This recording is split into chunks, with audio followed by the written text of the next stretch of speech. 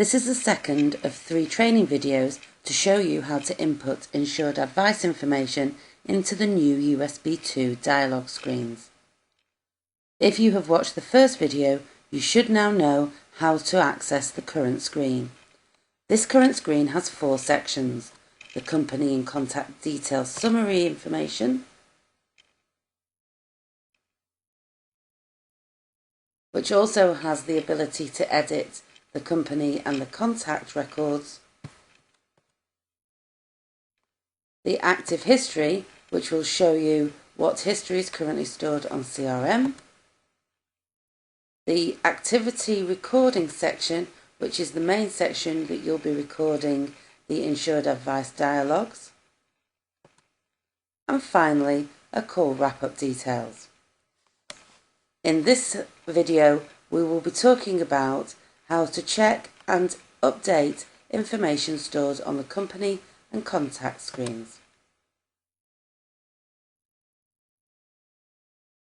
In order for a company to be eligible for insured advice, they need to be based within the Northwest, they need to be an SME, and they also need to state that they do not have a current insured advice policy.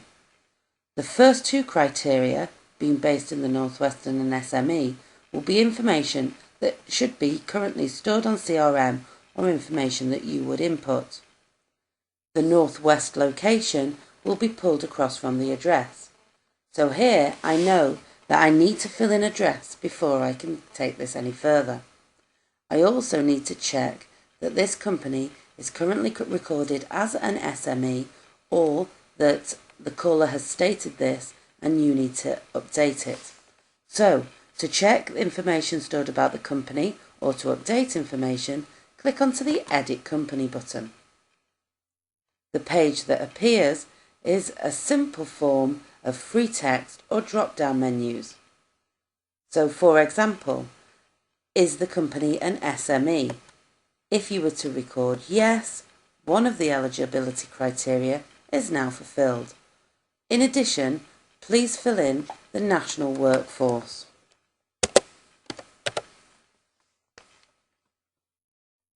Also, I can complete the SIC code, as this will be required by the providers. To do this, use the lookup option and search for the SIC code. It is useful to use an asterisk, shift and the number 8, when searching for information in this field. I will select Other Software Consultancy, and that field is completed for me. Another field that's slightly different is the address. You can type in the address, but it is strongly recommended that you use the lookup feature.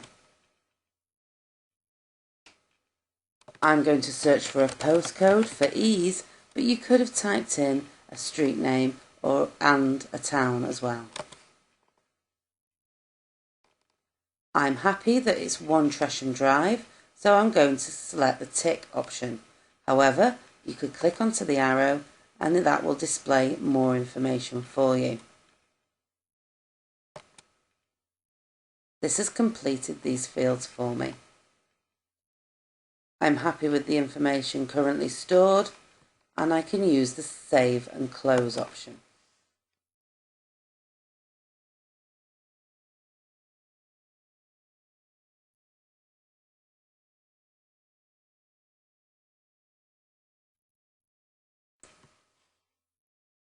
You are also required to try and get an email address and a phone number for each contact. This is for a few reasons. The phone number will be used if the company declines from using the insured advice offer. They will then be asked if they would like to participate in a survey.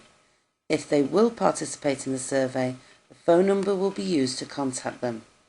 The email address would be used if the company decides they want to take up the insured advice offer. Then all this information will be sent to them by email. If they do not have an email address, it will have to be sent to them by post. So let's update the contact information, and again this screen is a series of fields. I'm going to type in the job title, going to add a phone number,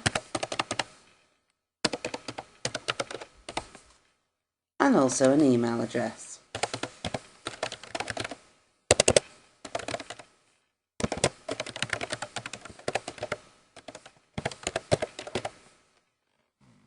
Fill in whichever information you have and then simply select Save and Close again.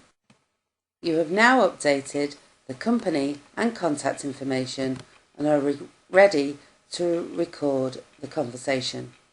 For this, refer to USB Dialogues Training Video 3.